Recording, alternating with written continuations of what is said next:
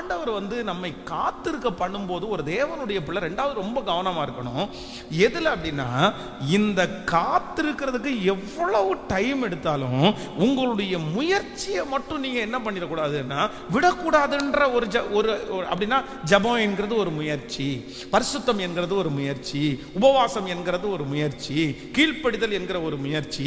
ஆனா சிலர் என்ன நினைக்கிறாங்க அப்படின்னு சொன்னா, கொஞ்ச நாள் எதிர்பார்த்து கொஞ்ச நாள் காத்திருந்த உடனே அவ்வளவுதான் போச்சு, நான் இவ்வளவு நாள் காத்திருந்து ஒண்ணு நடக்கல, அட போப்பா நீ வேற சர்ச்சுக்கு போக வேண்டாம், உபவாச ஜபத்துக்கு போக வேண்டாம், விட்டுரு, நீ எதுக்கு உபவாசம் பண்ற, நீ எதுக்கு பைபிள் வாசிக்கிற அப்படின்னு நினைச்சு போவாங்க. ஒருத்தர் ஒரு 3 வருஷமா காத்திருந்துட்டு திடீரென்று என்னுடைய மொபைலில் ஒரு ஃபோன் ஒரு பிக்சர் வருது.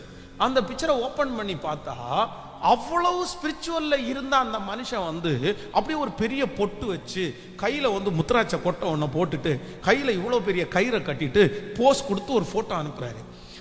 என்னடா இது, 2 வாரத்துக்கு முன்னாடி வரைக்கும் சர்ச்சில் ஆராதனை பண்ணிட்டு இருந்தவர் திடீர்னு இப்படி வேஷம் மாறி வந்திருக்கிறாரு. சரி, ஏதாவது ஸ்டேஜில் ஸ்டேஜ் பெர்ஃபார்மன்ஸ் ஏதோ கொடுத்துட்டாரோ, ஒருவேளை நடனம் எதாவது நடிக்க போயிட்டாரோ அப்படின்னு பார்த்தா இல்ல, அவர் என்னன்னா பின்மாற்றம். ஏன் அப்படின்னு கேட்டா, நான் காத்திருந்தேன், ஆண்டவர் எனக்கு என்ன பண்ணல, செய்யவே இல்லை, உடனே பின்மாற்றம். அப்போ ஒரு தேவனுடைய பிள்ளை ஒன்று நீங்கள் நினைத்துக் கொள்ளுங்கள், காத்திருக்கிற ஒன்றுல நீங்க ரொம்ப ஜாக்கிரதையா இருக்கணும், ரொம்ப கவனமா இருக்கணும்.